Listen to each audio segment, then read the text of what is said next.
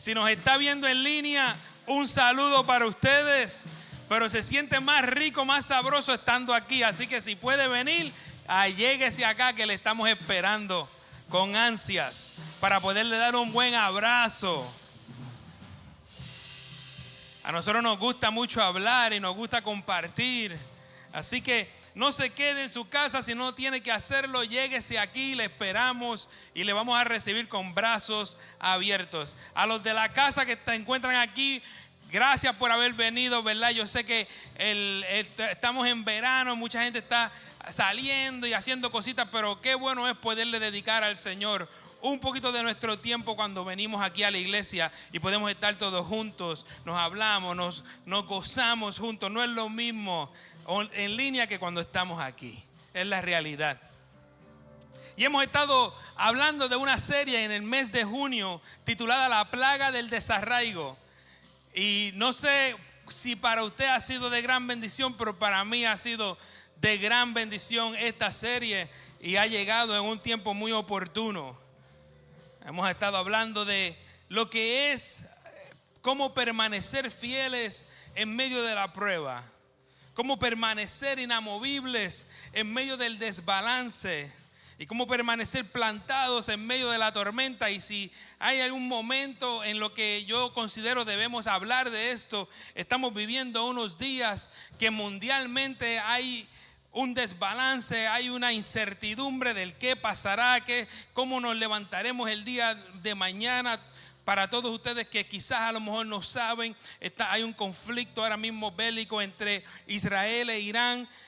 Y se están dando unas cosas. Estados Unidos acaba de intervenir el día de ayer y hay mucha incertidumbre. ¿Qué va a pasar? ¿Qué vamos a hacer? Y yo quiero decirle que como iglesia nosotros marchamos a la orden de ese gran Señor que le servimos.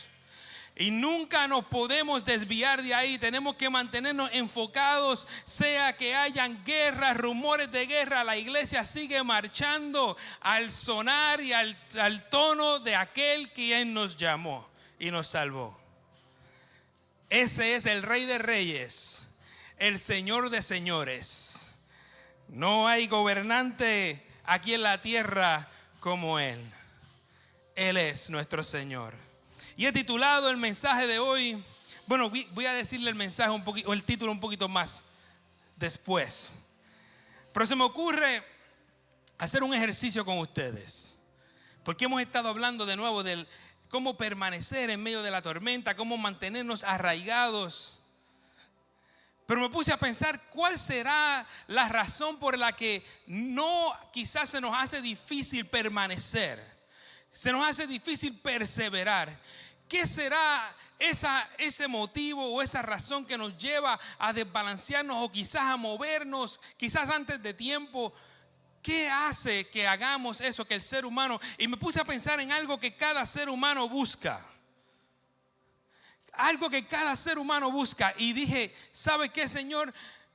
Creo que esto en particular todo el mundo anhela. Levante la mano aquí si usted desea ser feliz. Hay por ahí, hay quienes levantaron 2 manos. Y hay por ahí que no levantaron ninguna mano. Vamos a estar orando por ustedes, no se preocupen. La realidad es que me parece a mí que todo ser humano, no importa de qué edad, no importa de qué tamaño, no importa de qué cultura, no importa de dónde naciera, a su color de piel, no importa, todo ser humano está en una constante búsqueda de la felicidad. Esa es mi hipótesis. Creo que es esa búsqueda de la felicidad que nos lleva quizás muchas veces a movernos y a tomar decisiones que puede que sean aún fuera de la voluntad de Dios, pero estamos buscando qué es lo próximo, cómo puedo alcanzar la felicidad. Y aún con todas las tragedias que ha experimentado el ser humano a través del tiempo y de la historia, todo ser humano continúa en la búsqueda de la felicidad. Me acuerdo que cuando yo era pequeño se hablaba mucho de la fuente de la juventud. Y como muchos de los colonizadores, lo que era Juan Ponce de León, estaban en esa búsqueda de la fuente de la juventud. Y él decía, si yo encuentro eso, podré vivir para siempre. Y ese era el enfoque y el motivo para él seguir, el motor que lo seguía haciendo llevar y seguir hacia adelante, buscando y buscando y buscando. Como si la edad trajera felicidad. Pero para él sí. Y él quería encontrarla. Y creo que de una manera similar nosotros anhelamos el ser felices. Yo creo que no seríamos honestos aquí si usted me dijera, yo no, pastor, yo no estoy anhelando la felicidad. Yo creo que sí. El problema con la felicidad es que buscamos la felicidad en tantas áreas de nuestra vida. La buscamos en el trabajo, fuera del trabajo, la buscamos en la casa, fuera de la casa, en la ciudad, en lo que es colectivo, en lo individual. Estamos buscando y buscando y buscando cómo podemos ser felices.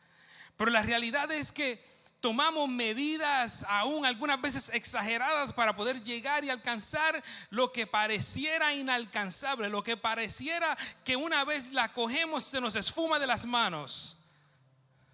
Y la pregunta que hay que hacernos es: ¿en qué consiste la felicidad?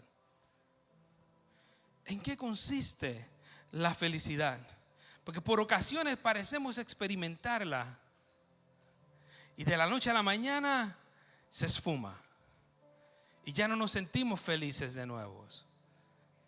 Y pareciera que tenemos que buscar otra cosa. Y esa felicidad pareciera que está ligada a nuestras circunstancias que nos rodean. En inglés hay un dicho que no lo puedo traducir exactamente al español. O lo voy a traducir, pero no se oye igual. Es una frase bien catchy en inglés. Que dice, it's a happiness that depends on the happenings. It's a happiness that depends on the happenings. O sea, una felicidad que depende de las situaciones. Y muchos de nosotros hemos experimentado felicidad así. Y nos casamos y encontramos a esa persona en nuestra vida especial. Y nos casamos y experimentamos esa felicidad. Y al año y medio estamos que no podemos dormir porque el bebé no nos deja dormir y la felicidad pareciera haberse esfumado. Por ahí hay 2 o 3 que saben de lo que estoy hablando. Y aquellos de ustedes que están todavía recién casados, les aconsejo que se den un tiempito, vivan un tiempito ustedes y después tienen hijos, porque vienen retos con los hijos. Son bendición de Dios. Y hoy vamos a presentar a una que yo amo mucho. Pero con esa bendición vienen retos, empieza otra temporada en tu vida. Pero puse el ejemplo de eso, pero hay muchas cosas. Comenzamos un trabajo nuevo, pareciera tremenda bendición y estamos tan felices. Y no pasa ni un mes y llegamos a la casa. Ay, ese trabajo me tiene loco. Si supieras, ese patrón no es, man. Ayúdame a orar, pastor, ayúdame a orar para que me cambien al patrón. Yo espero que aquí usted no sea ese patrón.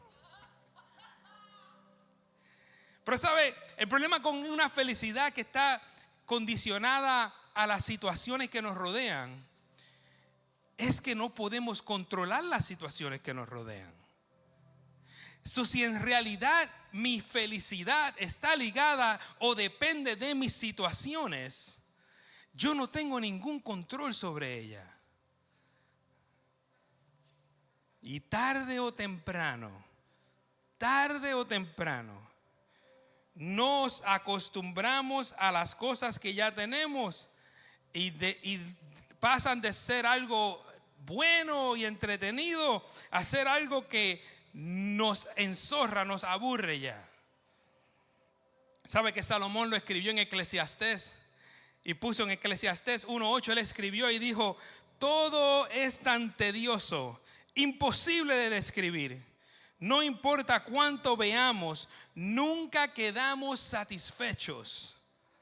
No importa cuánto oigamos, nada nos tiene contentos. Puede ser que nos guste de primera instancia, Pero de la noche a la mañana como que se nos va yendo el amor o la atracción o la felicidad que teníamos, que estaba siendo causado por eso. Sigue ahí, Mayrimar, que están bien, muchachos. Yo sé que yo soy fanático de los iPhones de Apple. Ya no tanto, fíjese. Me estoy como perdiendo el amor, ¿sabes? Lo que les estoy hablando. Y siempre el iPhone coge y sale, ¿verdad? Sale el próximo iOS, que es el sistema operativo del teléfono. Perdone si los estoy perdiendo, pero es lo que uno ve cuando ve el teléfono, todo el sistema, cómo trabaja, las aplicaciones y todo eso. Todas esas chulerías que yo digo, ¿verdad? Y sale el sistema operativo tremendo. Qué cosa nítida, parece un teléfono nuevo. Y entonces anuncian la llegada del próximo modelo. Y empiezan a poner los anuncios y todos los comerciales acerca y la promoción acerca del teléfono, el modelo nuevo que va a salir. Y uno se empieza como a emocionar porque viene un teléfono nuevo. Digo, algunos de ustedes, yo soy medio techie y a mí me pasa. Y estoy esperando que llegue el teléfono. Pero ¿sabe lo que me he dado cuenta? Que muchos de esos anuncios y esa promoción no tienen tanto que ver con el teléfono como tienen que ver más con el sistema operativo nuevo que van a sacar. Y ¿sabe lo que he descubierto con los años? Que usted se puede quedar con el mismo modelo de teléfono y cuando baje ese sistema operativo se va a ver igualito que el teléfono nuevo que salió. Pero ¿sabe lo que pasa? Que nos enzorramos y el Apple sabe que tiene que seguir cambiando el producto para que el consumidor siga comprando. Y es lo que pasa, es naturaleza del ser humano. Si sabemos eso, ¿cómo podemos estar seguros de que al final de nuestros días podamos mirar hacia atrás y saber que alcanzamos en realidad la verdadera felicidad? ¿Cómo podremos mirar en retrospección y decir, wow, sí alcancé la felicidad? ¿Cómo podemos estar seguros de que vamos en el camino correcto para alcanzar la felicidad? Y me parece a mí que si conociéramos exactamente que sabemos que vamos por el camino correcto, no nos moveríamos tanto. No, el viento o las tormentas o las situaciones no nos podrían disuadir porque supiéramos a ciencia cierta de que vamos por el camino correcto para alcanzar la felicidad. Pero la mala noticia es que no conocemos el futuro. Entonces, ¿cómo podemos saber? ¿Será posible alcanzar una felicidad verdadera que perdure entonces? Y si es posible, ¿en qué consta la felicidad?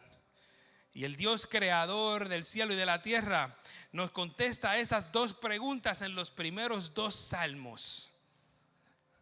En el Salmo 1 y en el Salmo 2. Y es al Salmo 1 que quisiera dirigir su atención el día de hoy. Así que si tiene la palabra y tiene la Biblia con usted, hágame el favor y busque en el Salmo capítulo 1, el primer salmo.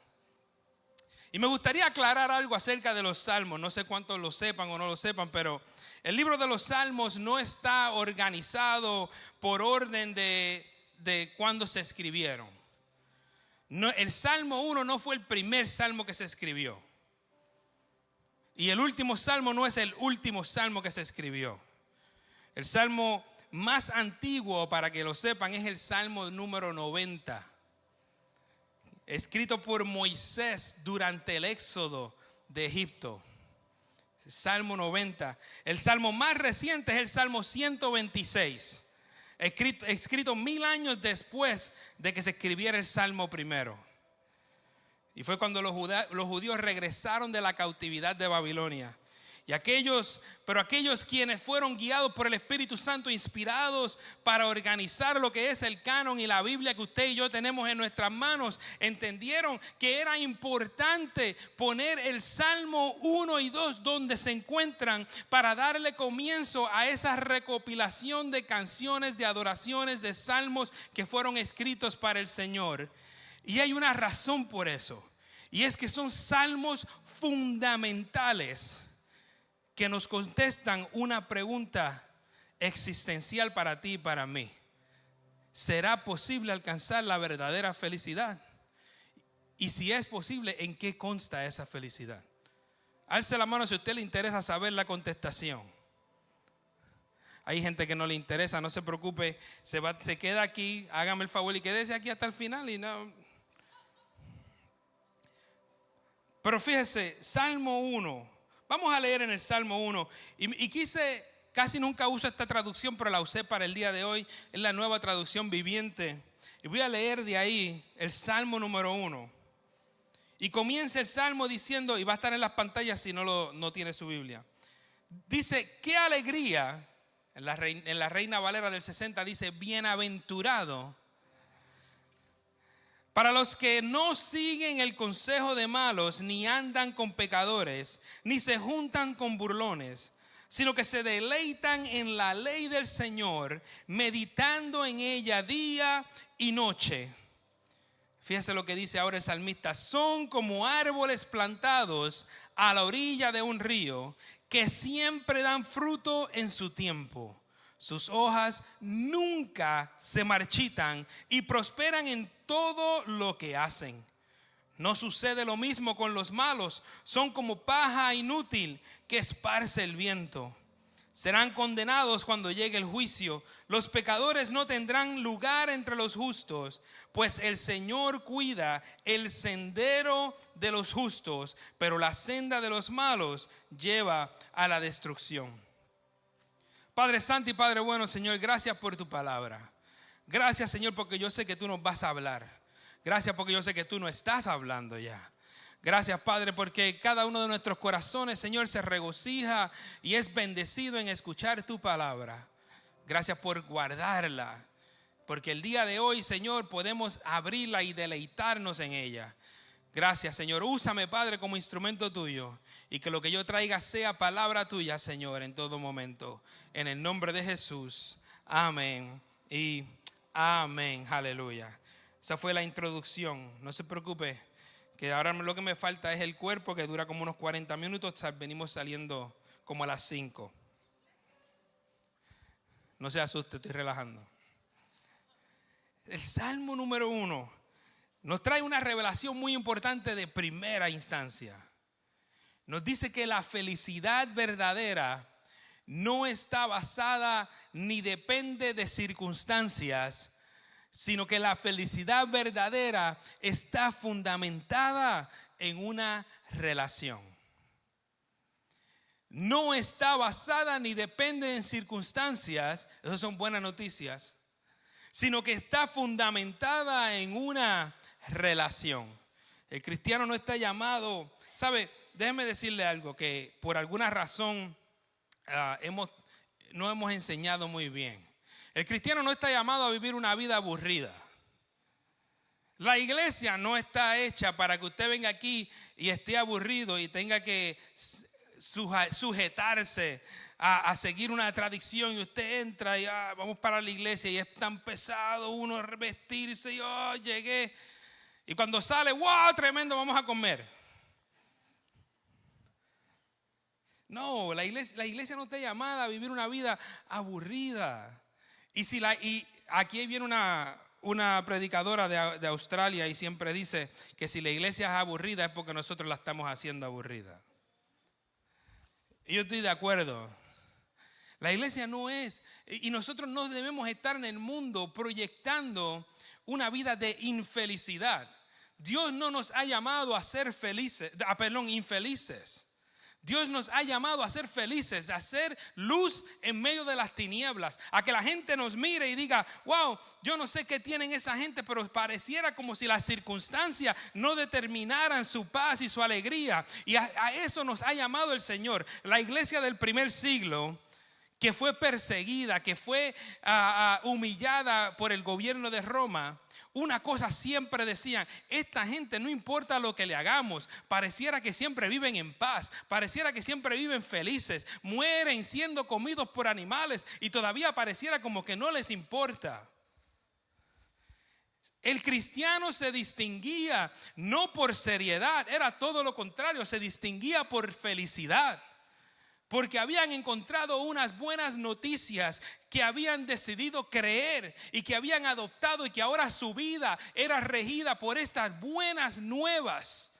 Buenas noticias que habían cambiado su vida y su pensamiento y la forma en que vivían. Y creo que nosotros nos hemos apartado o alejado de eso y queremos vivir una vida sacrosanta al punto de que ya no nos atrevemos a sonreír, ni a reírnos, ni a abrazarnos, ni a... Mire, escúcheme bien, si usted llega por esas puertas y nosotros no le estamos dando una sonrisa, déjemelo saber. Porque nosotros estamos llamados a poderles recibir con gozo, con alegría. Y quisiera yo saber y estar seguro, yo sé que usted también, que si usted se decide traer a alguien de visita, esa persona va a llegar aquí y va a ser recibida con gozo, con alegría y con brazos abiertos. Hoy me estaba gozando yo con Francisco y Marilyn, estaban aguantando los signs, le tuvimos que tirar una foto y todo porque ellos hasta estaban, no sé si lo planearon así, yo creo que no, pero estaban vestidos con las mismas colores de los signs, de los letreritos. Siempre con su sonrisa en su semblante. Y sabe que el cristiano de nuevo está llamado a vivir felices. Y sí, no estoy diciendo que no va a haber pruebas, no estoy diciendo que no van a venir llantos, van a venir momentos de prueba, de dificultad, van a llegar a nuestra vida, pero no nos podemos quedar ahí. Tenemos que entender que hay un Dios que no nos va a dejar y que de la misma manera que siempre ha estado con nosotros, Él no se sale, Él no se va corriendo, Él no se asusta por la circunstancia que esté pasando, Él permanece fiel y de ahí nos saca a Dios. El cristiano no se desvela por el qué pasará, por las guerras del mundo, los conflictos que estén pasando. No nos podemos desvelar, por eso no podemos perder el sueño con eso, no podemos entrar en caos. El mundo ya está en un caos grande. Nosotros no podemos alinearnos con ellos y caer en caos también. El mundo tiene que ver en nosotros algo diferente, un sentido de seguridad, un sentido de paz y tranquilidad. ¿Por qué? Porque nosotros le servimos a un Dios que no ha perdido el control ni lo perderá nunca. ¿Que debemos orar? Claro que sí. Que debemos ir delante del Señor en oración e interceder por las vidas y por las situaciones mundiales, los líderes, todo eso. Claro que sí, la iglesia está llamada a eso. Pero no estamos llamados a caer en crisis, porque nosotros creemos en un Dios que nada lo coge por sorpresa. Nada. Nosotros nos podemos sorprender, pero a Él nada lo coge por sorpresa. En su palabra Él nos dice: yo he venido para que tengan vida y para que la tengan en abundancia. Una vida llena, plena, una vida que nosotros podamos demostrarla, una vida que nos llena, escuche, el tanque hasta lo último. Nunca se supone que le prenda la luz de la reserva de la gasolina. No voy a decir nada, Mayrin.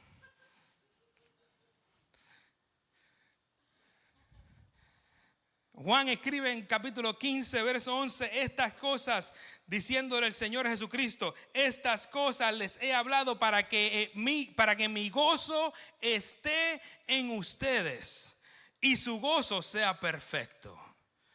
Para que mi gozo esté en ustedes. En la traducción viviente dice: les he dicho estas cosas para que se llenen de mi gozo. Así es, desbordarán de gozo. Desbordarán. Es un gozo que no es solamente interno para mí, es un gozo que se supone que lo vea y que afecte a otros. ¿Sabe que cuando una copa se desborda, ya el contenido entonces no se queda dentro de la copa, ahora está por fuera también, y todo aquello que esté cerca de la copa se va a mojar? En ese sentido el Señor está diciendo: hey, yo les he dado mi gozo, ese gozo que se desbordará. Y déjeme decirle las buenas noticias: eso no se ha expirado. Esas palabras no se han expirado. Eso no era solamente para los 12 discípulos. Eso no era solamente para la iglesia del primer siglo. Esa es para la iglesia de Jesucristo, que está activa hoy en el siglo XXI y que usted y yo somos parte de ella. Qué precioso es tu amor inagotable, oh Dios, dice el salmista en el Salmo 36. Todos los seres humanos encuentran refugio a la sombra de tus alas. Los alimentas con la abundancia de tu propia casa y les permites beber del río de tus delicias. Pues tú eres la fuente de vida, la luz con la que vemos. El salmista está diciendo: qué gozoso, qué precioso es tu amor inagotable, oh Dios. Y la cosa es que no está hablando solamente como de que eso le pertenece a Dios y que no nos afecta a nosotros. Nos afecta directamente. Ese amor inagotable de Dios es el fuel, el gas, la gasolina que nos da a nosotros esa fuerza para seguir hacia adelante. ¿Sabe que es solo una relación con el Dios del Salmo 1 y 2? Que podrás ver la vida con eso, es que podrás ver la vida desde una perspectiva diferente, gobernada por la paz de Dios. Alguien dijo una vez: tú no eres lo que piensas, pero eres. Tú no eres lo que piensas que eres, pero eres lo que piensas. Déjame decirlo de nuevo para que lo cojan. Tú no eres lo que piensas que eres, pero eres lo que piensas. Aquello que está en tu mente determina quién tú eres para ti. Y muchos de nosotros podemos tener una idea completamente diferente de nosotros, de lo que Dios tiene o ve en nosotros. Me acuerdo que nos dijeron a Mayrín y a mí que tomáramos una prueba, en una pregunta. Uno contesta muchas preguntas. Y el resultado de eso, pues te dice si eres una persona así o asá, y cuáles son tus inclinaciones y todas esas cosas. Y me acuerdo que nosotros nos sentamos y la hicimos. A mí no me gustan mucho esas pruebas, pero la hice. Eran como 100 preguntas, era algo increíble. Y dije, yo no trabajo tanto en mi trabajo y que me pagan. Y ahora estoy haciendo... Y me puse a hacer eso, a contestar todas esas preguntas. Y al final me dijo: ok, pues tú caes en estos números, en estas categorías. Y Mayrín hizo lo mismo. Y nos dimos cuenta de algo muy rápidamente. Que nosotros, no a propósito, pero estábamos contestando las preguntas no basadas en lo que nosotros somos, sino que en lo que nosotros quisiéramos ser. Porque nos vemos de una manera que no es como nos ven otras personas. Y después los hijos de nosotros se dieron cuenta y dijeron: mami, tú no eres así, déjame tomar la prueba por ti. Y los resultados fueron completamente diferentes. Y es que nosotros nos podemos ver de una manera, pero la otra gente que nos rodea nos ven de otra. Y yo quiero que entendamos que con Dios pasa lo mismo. Nosotros podemos tener una idea de quiénes somos nosotros cuando Dios nos está viendo, cuando Dios te está viendo y te está diciendo: tú eres mi hijo, tú vales mucho para mí. Mientras tanto nosotros estamos pensando: wow, la verdad que nadie me ama, estoy solo, estoy sola. Y Dios te está diciendo: escúchame bien, por ti yo morí, por ti yo di mi vida en la cruz. Tú eres valioso para mí, tú eres valiosa para mí, tú eres hijo, tú eres hija mía. El que es bienaventurado se da cuenta. ¿Qué quiere decir bienaventurado? Bienaventurado quiere decir, es una palabra que quiere decir sumamente dichoso. Sumamente dichoso. Eres una persona que no solamente eres feliz, eres sumamente bendecido, bendecida. Bienaventurado. El que es bienaventurado trata por todos los medios de cuidar su posición. Una vez tú entiendes lo que Dios cree de ti y lo que Dios ve en ti, tú entonces te paras en esa posición y tú cuidas de esa posición. Por eso Juan nos dice en su primera carta: no ames al mundo. El que mismo nos dice que el que no peca ha hecho a Dios un mentiroso, nos dice: no ames al mundo. Y mucha gente ha sacado eso de contexto, Pablo escribe en Romanos 12:2, no se amolden al mundo actual, sino sean transformados mediante la renovación de su mente. Así podrán comprobar cómo es la voluntad de Dios, buena, agradable y perfecta. Romanos 12:2. Mundo no significa que nosotros no vamos a salir o que vamos a crear una burbuja alrededor de nosotros. Lo que Juan está diciendo y lo que Pablo está diciendo es esto. Mundo lo está usando como una palabra para describir una cosmovisión. Y voy a explicar en un minuto qué es una cosmovisión. Pero lo que él está diciendo es, no podemos tener una cosmovisión material. Pero tampoco es que vivamos en pobreza, ni que podamos disfrutar de las cosas que podemos disfrutar en este mundo, en el que nos divierten, ¿verdad? Sanamente, escúchame bien. No es que yo vaya a decir, no me voy en un crucero, porque en un crucero hay bebidas. No tenemos que vivir de una manera miserable. Dios no quiere que nosotros vivamos en una manera miserable. En ese crucero nos vamos a disfrutar, vamos a relajarnos. Yo le puedo decir que cuando yo me fui en el crucero con Mayrín el año pasado, fue la gloria de Dios.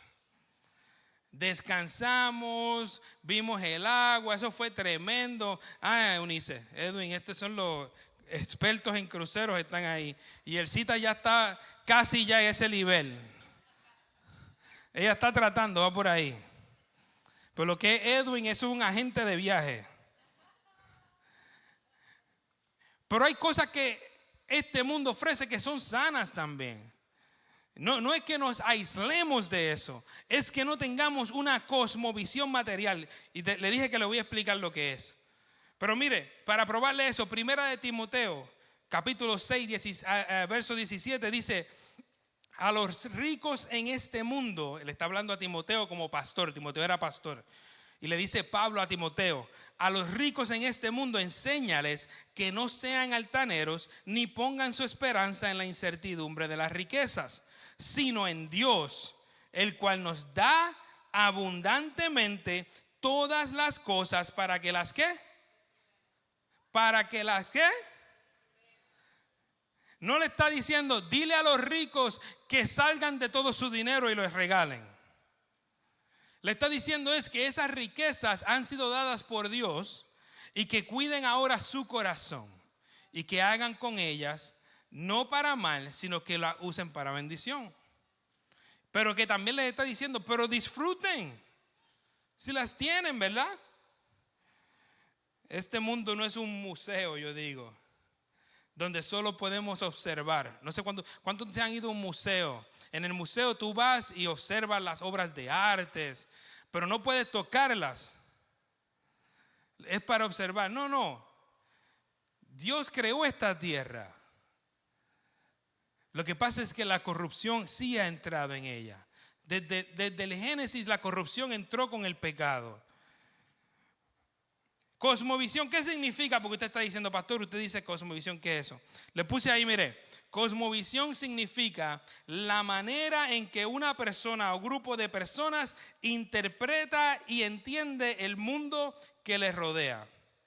Es una combinación de creencias, valores, experiencias y cultura que influyen en cómo se percibe la realidad, la vida, la muerte, lo bueno, lo malo, Dios, el ser humano y el propósito de la existencia. ¿Cómo estamos viendo todas esas realidades? ¿A través de qué lentes? Esto usé ChatGPT para esto, William. Tremendo. William es fanático del ChatGPT. Cosmovisión. Entonces viene a ser como un par de lentes a través del cual vemos todo lo que sucede. Eso es una cosmovisión. Un ejemplo sencillo es una persona con una cosmovisión cristiana verá el mundo como creación de Dios, considerará la Biblia como la verdad absoluta y vivirá con la esperanza de una vida eterna. Eso soy yo. Yo tengo una cosmovisión cristiana. Yo no sé usted, pero yo sé lo que yo. Ahora, una persona con una cosmovisión materialista puede pensar que solo existe lo que se puede ver y tocar y que no hay vida después de la muerte. Y creo que cuando nosotros estamos hablando de qué cosmovisión está dirigiendo nuestra vida, tenemos que estar de acuerdo y tenemos que entender que la vida puede ser vista por diferentes lentes y que tenemos que tener los lentes correctos para poder ver lo que Dios quiere hacer en nuestras vidas y lo que Él ha hecho en nuestro ambiente, en nuestro corazón. Esta cosmovisión se manifiesta en muchas áreas de nuestra vida, lo que es cultura, arte, incluso, escúcheme bien, aún incluso la ciencia. Muchas veces viene disfrazada de ciencia la cosmovisión materialista, porque los científicos tienen también un bias, ¿sabe? No se crea, siempre hay un bias. Siempre hay algo que nosotros creemos que dirigen e influyen en nuestras decisiones y en nuestras conclusiones. Siempre lo hay. Nadie es completamente imparcial. Nadie. La pecaminosidad del hombre influye en su manera de pensar. Y no estoy hablando solamente del que no es cristiano. Estoy hablando aún de nosotros. Porque el pecado todavía está presente. Y muchas veces influye en la manera en que nosotros pensamos. Desde Netflix hasta la psicología moderna y todo lo que hay en el medio. Y regresando al Salmo 1 y al hombre mencionado en el Salmo 1. Y quiero decir que en el Salmo 1 ese término hombre no es solamente relacionado con el género del hombre. Está hablando del ser humano, la persona. Hay muchas traducciones que en verdad usan persona en lugar de hombre. Pero esta persona bienaventurada o sumamente dichoso no solo se distingue por lo que hace o por lo que no hace, perdón, sino por lo que hace. El Salmo comienza diciendo lo que no hace y después continúa diciendo lo que hace.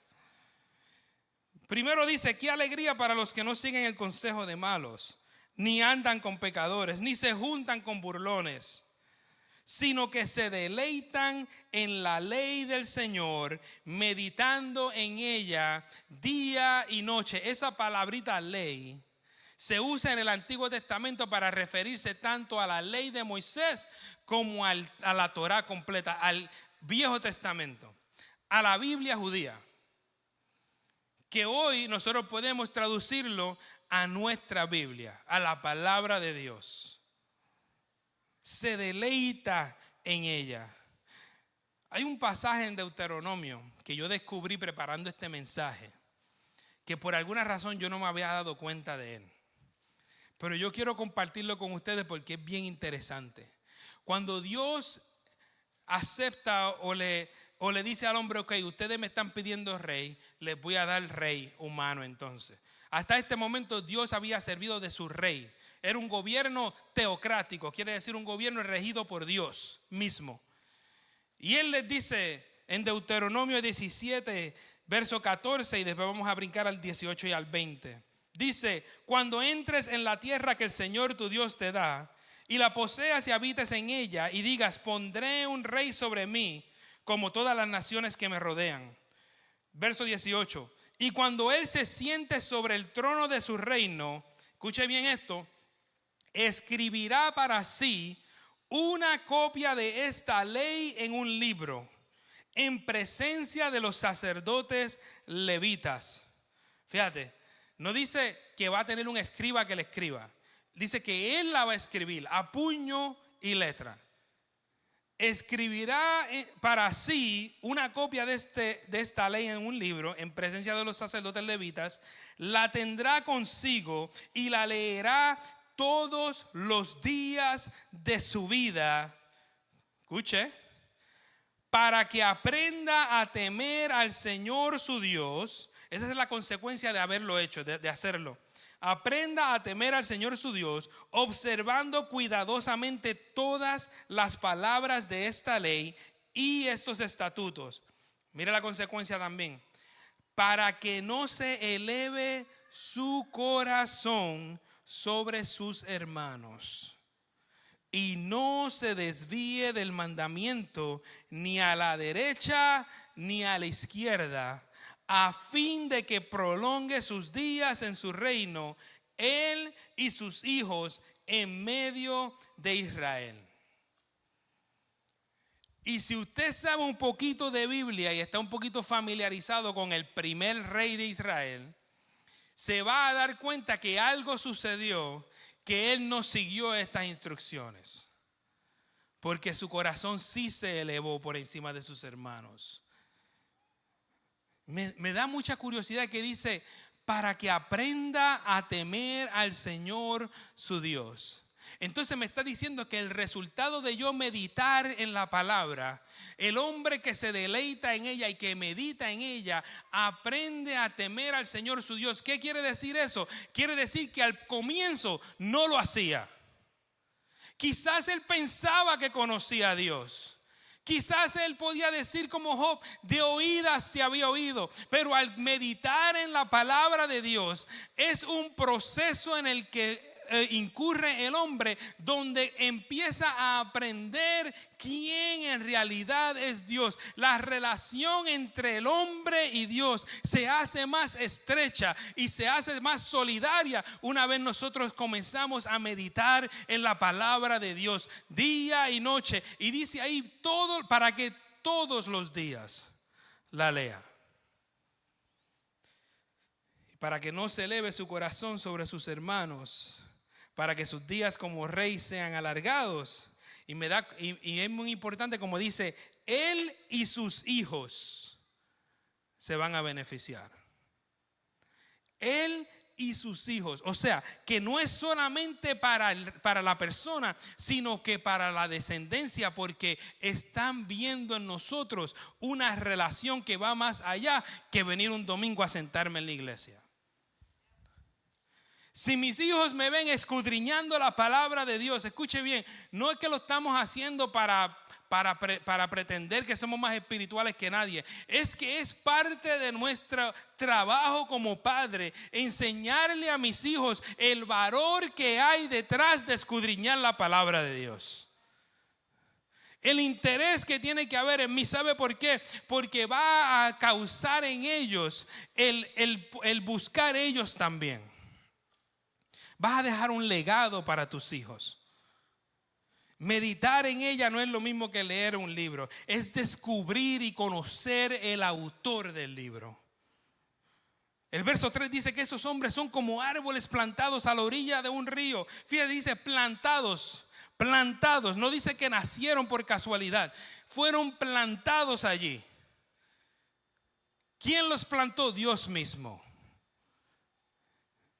Si usted se decide meditar en la palabra del Señor, Dios ha de plantarte en una ubicación donde estás a la orilla de un río, siempre dando el fruto a su tiempo. Y dice el texto, y sus hojas nunca se marchitan, no caen, y prosperan en todo lo que hacen. Mire, Jeremías escribe en su libro una versión de esto.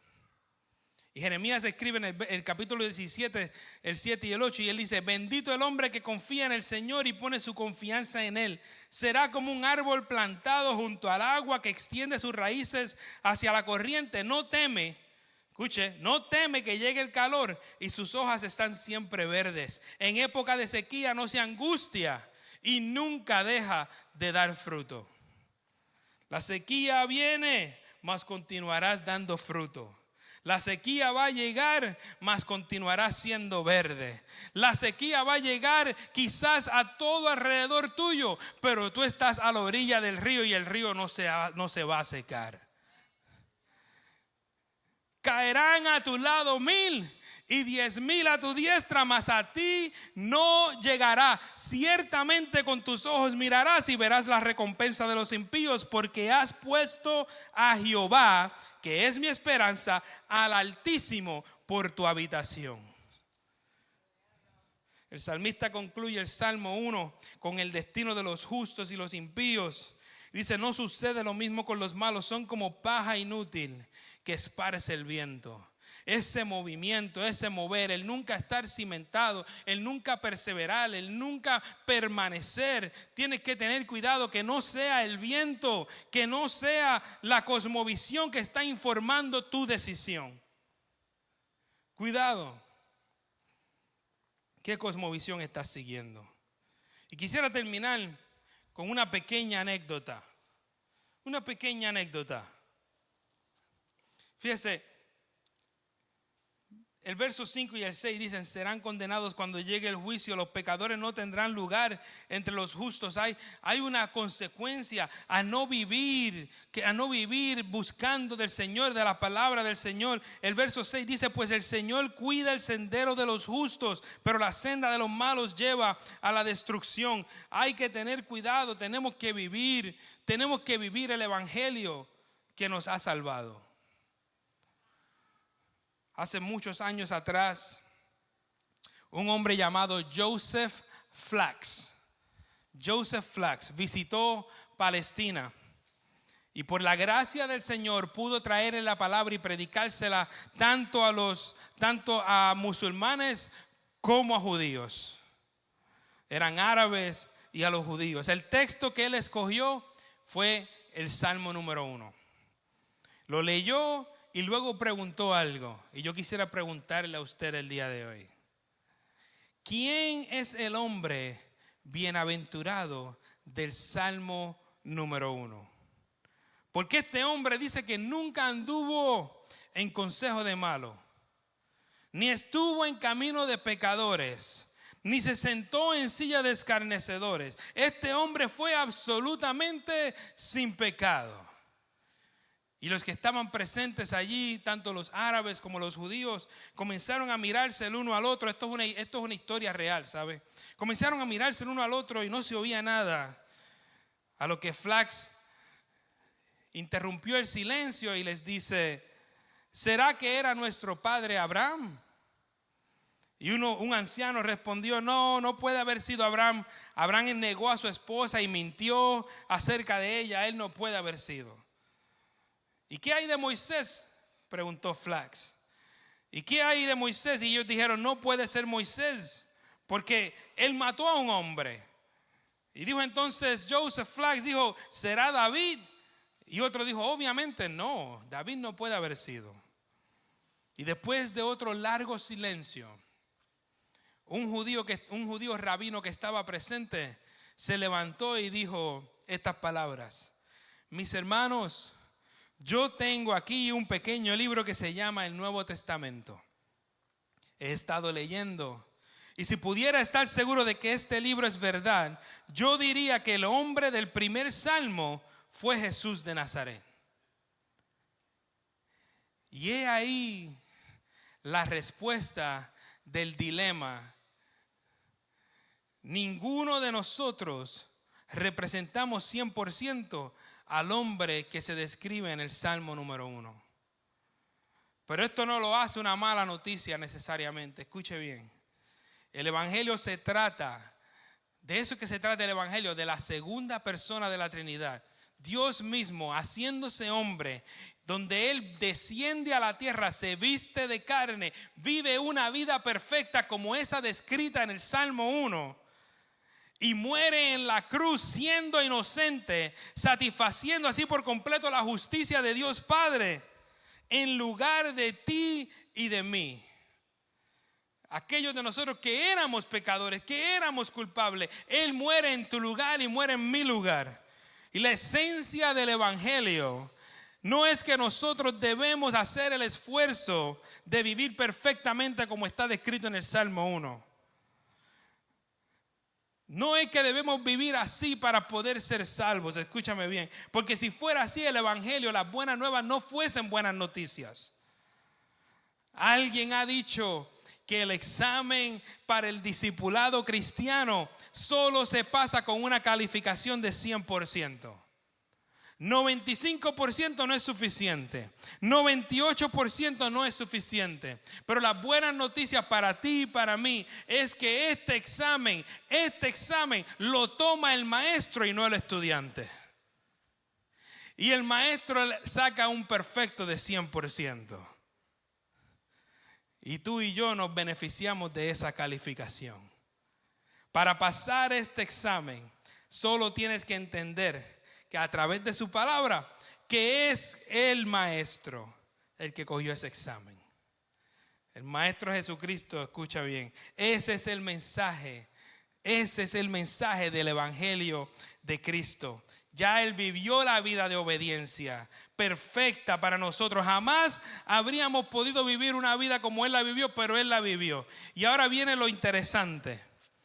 Es que luego de Él morir, dice, yo les voy a dejar el Espíritu Santo. Él también, escucha bien, no solamente dice les voy a enviar el Espíritu Santo, sino que va a morar dentro de ti y dentro de mí. Y viene a ser para nosotros una fuente inagotable, como la que se describe en el Salmo 1 y en Jeremías 17. Ese río que siempre está fluyendo para ti y para mí es el Espíritu Santo de Dios. En el último y gran día de la fiesta, Jesús se puso de pie y alzó la voz diciendo: si alguno tiene sed, venga a mí y beba. El que cree en mí, como dice la Escritura, de su interior correrán ríos de agua viva. De su interior correrá el río, aleluya, de agua viva. Esto lo dijo en el Espíritu que habrían de recibir los que creyesen en Él. El Espíritu Santo, esto lo dijo acerca del Espíritu Santo. De su interior correrán ríos de agua viva. Todos los creyentes, tú y yo, si le has entregado tu vida al Señor, si le has hecho a Él Señor de tu vida, si te has arrepentido y has dicho: Señor, yo te necesito, yo voy a vivir de acuerdo a lo que tú quieres que yo viva, tú eres mi Señor de hoy en adelante. La verdadera felicidad se basa en una relación personal con aquel quien te amó primero. Y cuando entendamos esto, estaremos viviendo y gozándonos en una fuente de agua que nunca se seca. Voy a concluir con esto. Ya esta es la segunda vez que lo digo. Pero me acuerdo cuando era pequeño, en el campo, vivía una señora que el esposo era un ingeniero. Y al lado de la casa de ellos era una montaña, y al lado de la casa de ellos corría un río que bajaba por el monte. Y la piscina de ellos era bien especial. Él había construido una piscina subterránea, una piscina en la tierra, que se llenaba con el agua del río. Él había hecho un canal y cuando se abría la compuerta, el agua entraba del río, llenaba la piscina. Y era tremenda piscina y nosotros nos metíamos ahí todos. Pero cuando terminábamos de usarla, era tan sencillo como abrir la otra compuerta y la piscina se vaciaba. Siempre había agua fresca porque se llenaba con el río que estaba al lado.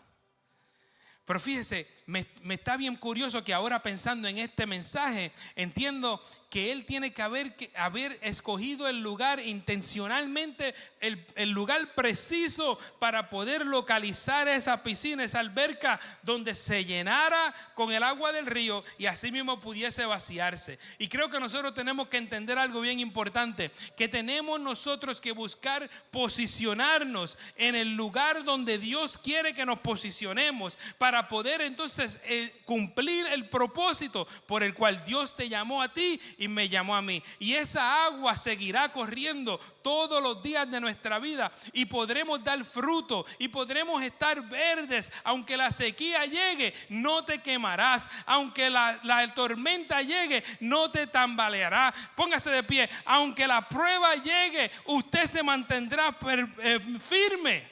Porque sabe que dentro de usted hay una fuente que fluye, de una fuente de agua que fluye constantemente para vida eterna.